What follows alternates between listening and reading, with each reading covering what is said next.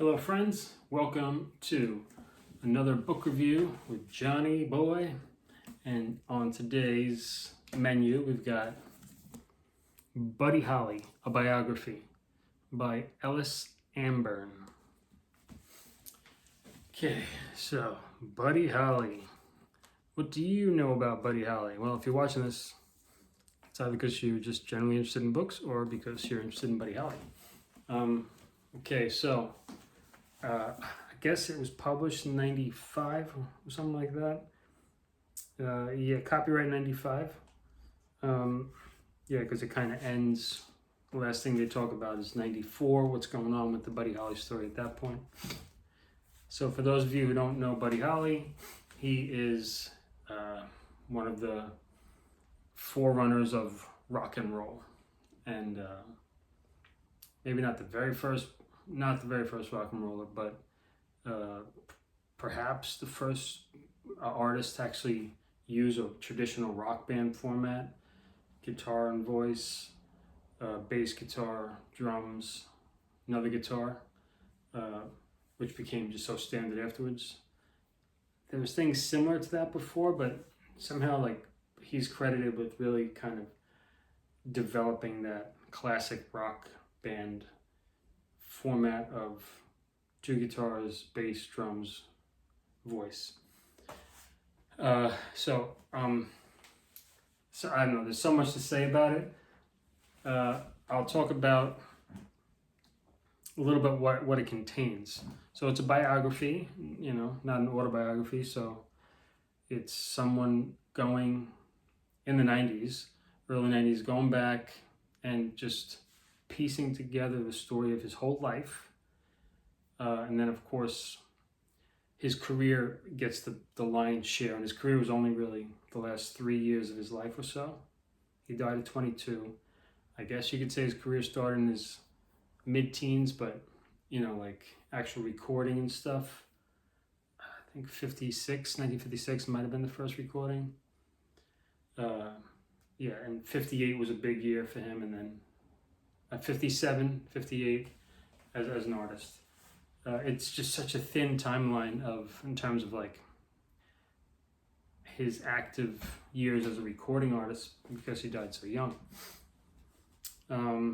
So if anyone has the idea that Buddy Holly is a nerd or a wimp or a goody two-shoes, which I basically thought he probably was, he was not. None of those. Not a wimp, not a goody two-shoes, not a nerd. He was almost flunking school at some point. He liked to get into fights. He wasn't a brawler, but if people really messed with him, he would want to go back and fight them. He was into girls. He was a devout Christian at different points of his life, Baptist, I believe. But he definitely had a taste for girls, sex, drugs, and rock and roll. He was into it. I don't know how much drugs really existed easily in his time period and where he was, but he definitely had access to a little bit, and for sure he was a drinker. It's not clear if he was an alcohol problem, I don't think, but he was a drinker. He drank a lot of beer, I think mainly beer because he was young, didn't develop taste for fancier drinks as far as I could tell. I'm sure he had various things. He had the prologue or something. It's called "Young Man in a Hurry." So you get this idea of a guy who was just had a lot to do, always kind of active, and a lot that he wanted to accomplish. And certainly, in the last couple of years of his life, he had this sense of he wanted to do everything. He wanted to become an actor.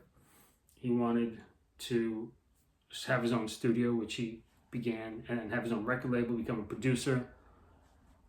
But not really much of that was realized besides him being a recording artist that toured a lot. And the tours of the day were very rough. And he carried a gun because if you didn't get paid, you had to enforce yourself somehow. And there was no like rights organizations to make sure you get paid. There was no guy who you're working for that's got your back to make sure you got paid. The artists had to collect their own money at each venue at some of these tours that he was on, which would just like go blaze across the country doing like a date in a new city every night sometimes. And he got into some rough scraps. So like at some point he learned that you need a gun and you need to pick up the money that they made for you at the door before you perform. Because by the time you're off stage and with all the hoopla, the guy who booked the concert might have disappeared with your money. And he knows you're going to be gone, so there's really no chance you're going to trace him down and get back to that city and when the tour's, so people could screw you over if you were not on top of it. Stinks, right? But yeah, so he had a gun. He did like shooting, messing around, shooting. He was from Texas, Lubbock, Texas. So that was part of that culture. Hunting, guns were quite common. I imagine they may still be common there now. I don't know. And so he was part of that environment. He had a little bit of a mean streak, apparently. Like he would shoot at animals and just for fun sometimes. Like I said, if someone messed with him, he would want to go fight them. But basically, most people said he was pretty nice guy, mild-mannered, respectable, and respectful. So he earned a lot of points in terms of like people favoring him because he did have this sort of respect your elders attitude, which he brought to his professionalism. Occasionally, like him and Ed Sullivan bumped heads because Ed Sullivan was a little too dictatorial, I believe. I think it was about his bandmates or something. Yeah, what a rough time. A lot of his music is love songs, maybe almost all of it, and kind of dancing, rock and roll. To our ears, someone who lives in the 21st century, exposed to so much music, it may sound pretty basic, simple, even unexciting, I don't know, depending on the person, but he was really one of the forefathers of rock and roll. So without him, it's pretty safe to say there will be no Beatles, there will be no Rolling Stones. It's not like he single-handedly created those groups, but his influence was so significant that the shape those groups would have taken, if they came about at all, would have been pretty different without a Buddy Holly figure to model after. So what did Buddy Holly bring to the rock and roll table besides like a lot of grit, a lot of, great balls, courage, and attitude, energy, a lot of energy. He wasn't a looker. He didn't, he compared to Elvis, who was a contemporary, came into the scene slightly before Buddy, but not much. Elvis, was this guy that the girls like to look at, and the guys thought were cool. Buddy Holly, he had a strong animal magnetism, so girls did love him, and he got a lot of girls. But guys thought he was cool because he didn't look so good. He looked maybe nerdier than them or less attractive than them. He wasn't like a model type. So guys got encouraged, like, wow, I could just be an ordinary guy and be a rock and roll star. And he wrote his own songs, which Elvis did not do, and some other, popular artists did not do. He wrote his own songs, and they were simple, but they were good, like 3-4 chords, high energy.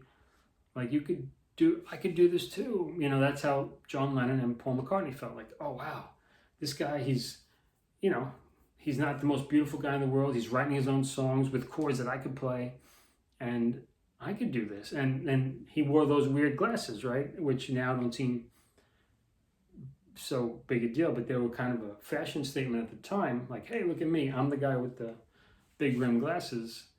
And nobody really wore glasses on stage that were so, standout before that, apparently. And so people like John Lennon said, oh, I thought you're never supposed to wear glasses on stage, but this guy does, maybe I can too. So then John Lennon adapted the glasses look because he needed glasses. So he figured, let's roll with it, make a big deal out of it. Let's accentuate it instead of like kind of hide from it, just like Buddy Holly did. You can see in the picture, they kind of made a big deal out of that. So they were definitely. I'm telling you what I learned mainly from the book. There were definitely some good photos here, but you would want more Buddy Holly photos. A lot of it was his contemporaries, your Little Richard, your Elvis, C&W, country western artists of the time. Jerry Lee Lewis was a character who pops up. Eddie Cochran, Paul Anka. Here's a picture of the Crickets with their suits. So you learn about, because I was always wondering why was he solo too, and also there was the Crickets, and he was so young. How did that all happen? Well, it wasn't as simple as like he had a big ego and then he said, "Yeah, I'm going to go solo now." It wasn't quite like that. He would have wanted the Crickets to stay together longer, but the Crickets kind of left him. They were all getting sick of each other, and it's a bit convoluted, but it was a little complicated. And Buddy Holly was, the star of the operation. The Crickets continued after he passed. They were already broken up essentially by that point, but there was always a chance for a reunion, but never happened. But the Crickets continued without him and with different singers, but it was never anything that ever caught on again. But they had a career, more or less, from what I could tell.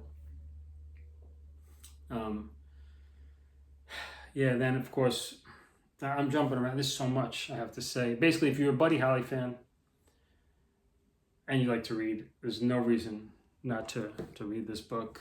Highly recommend it. The guy who wrote it, Ellis Amburn, he's a lot of attention to detail. He has this extensive index, okay, but then there's another thing called discography. Well, we know what that is, I guess. But it's very detailed, and this is like 1990s detailed, so nothing really computer-based. However, we used to do discography back then, naming let's say the album, That'll Be the Day, Decca Records, DL 8707, like the name of the number of the record, April 1958, all the songs on it, more details. So it goes into depth about which singles, which albums, which cassettes, which CDs, which radio and then he even does this thing called, I'm not sure what he calls it, but basically he cites every single thing that he says in the book. The acknowledgments were fun to read. Oh, he's calling it notes. Okay, so notes. So it's this extensive list, chapter by chapter, of like, okay, my son, I don't know, I played rhythm, okay? Whatever quote, whatever part they said, I played rhythm on page whatever, he references where he got that detail from. And he does like all the details, he kind of proves where he got it from, which is pretty insane to me, but I guess that's how he likes to be super thorough. There were times when, certainly at the end, which is cool because it was after he explained the part where the airplane crash happened, and he went into a bunch of different camps, like what were the Crickets thinking, what were the Norman Petty, his the manager that was estranged from him kind of at that point, and of course what was his wife and him were only together for less than a year, if I understand correctly, or about a year, married less than a year. And what did she go through, what did his family go through, his older brother, his parents. So, and then like what were the people involved with the airline service who's responsible for the crash, I guess you could say. What were they going through? Then the wreckage, and okay, so then that was very. Well, then the funerals of Richie Valens, the Big Bopper, the pilot, Buddy Holly. He covers all of that. It's very thorough, and it's, if you're curious about it, you're a fan, you want to know those details. So it's pretty amazing that he got that. And then it goes into this section like post the Buddy Holly legacy. So how did his name live on in popular culture with all the people who knew him, with his inner circle and affiliates and stuff. And there's like a Buddy Holly fan society, and there was a movie that was it wasn't too respected in the 70s by the family, called The Buddy Holly Story with Gary Busey. Then there was the Paul McCartney documentary in 87, The Real Buddy Holly Story. Then the Weezer song Buddy Holly actually came out right before the book was published, which is cool, so they can mention it. So, I don't know, I got a picture of a young man that was probably pretty cool to hang out with, pretty decent guy. He did have a lot of girls in those earlier periods, not like he had a late period, but then he got married because he got sick of the girls on the road and how fleeting everything was, and he had this Christian heart where he really wanted to be moral, and his rock and roll lifestyle did bug him. He wanted that family approved, church approved lifestyle. And he did find a woman who was Puerto Rican, which was a challenge for his small town Texas community to accept her, and including his own mother. But they did, and Mary Elena, and then they lived in East Village, like kind of in Manhattan, for the last year or so of his life. There's a lot of specific details.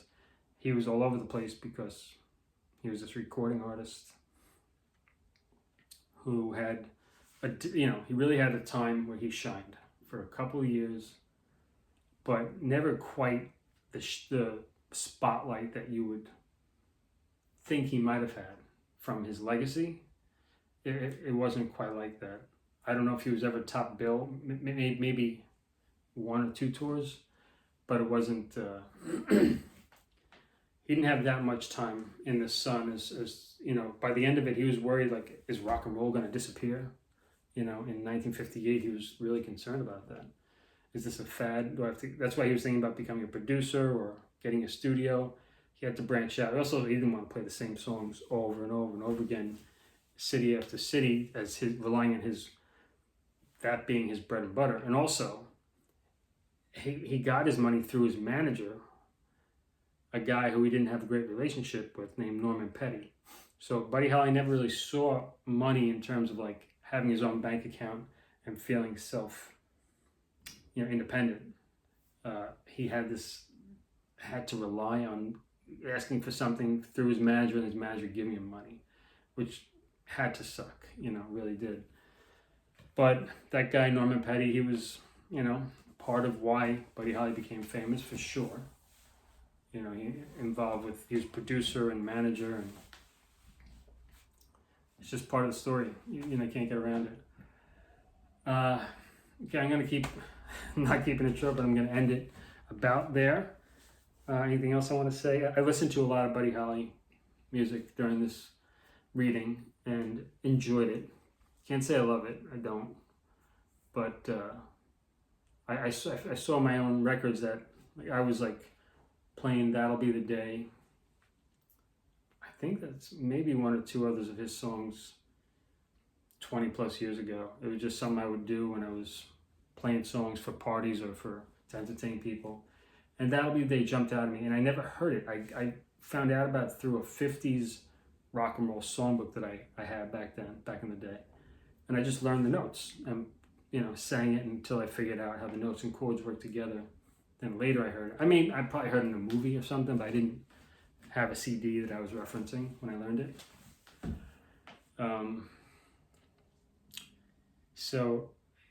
And of course I knew the Weezer song, Buddy Holly, and saw the video and had that overall nerdy kind of image, but yeah, Looks can be deceiving. Buddy Holly, fascinating. Kind of a crash and burn story, but not from drugs and alcohol. If anything, if he had an Achilles heel, I would have to say it was overwhelming ambition, I guess, and to get up in that flight on that February 3rd night in this super freezing part of the United States, mid-north states, Wisconsin, Iowa, somewhere around there. I think it was Iowa, and it's just really bad conditions, snowstorm. He wanted to avoid being on this freezing cold bus, which they were touring around in for weeks, and thought if he got to the next city early, he could do everyone's laundry and get some rest. And they shouldn't have gone up, apparently. It was bad conditions to fly, and the pilot maybe didn't know the equipment properly or something like that. He was a young guy too, 21. He was also married. The plane was only in the air like a minute or two before it went crashing at an incredible speed. So they think maybe the pilot thought, read the instruments backwards, and he thought he was actually ascending, and he was at a descending, like doing a nosedive, and he was like going as fast as it could go, about 200 miles an hour, in a nosedive. I think that's what happened. And their bodies got torn to shreds, and I think they were kind of in one piece. You could more or less detect who was who, dental records, all that. Yeah. But I have to imagine their death was quick. Such brute force. And if it wasn't, they would be freezing to death out there, because nobody looked for their body until the morning, and it happened like 2 a.m. or something. So until like 9, 10 in the morning, they went looking, and it was like waist deep in snow. Come on. Rough to think about. If people were conscious. If they're not, if they're dead and gone, then fine. Anyway, yes, everyone was dead when they found them, and it was quite a wreck. But the main thing is that Buddy Holly's story is definitely worth knowing if you care about the history of rock and roll. It's also as a piece of American history, as a piece of music industry history, even how country and western branched off into rockabilly and then rock and roll. You get that too, and those early rock and rollers, not Chubby Checker, but yeah, no, Fats Domino and Jerry Lee Lewis and Little Richard, they play into it, and Elvis. All right, that's all for now. All right, guys, till next time, keep reading.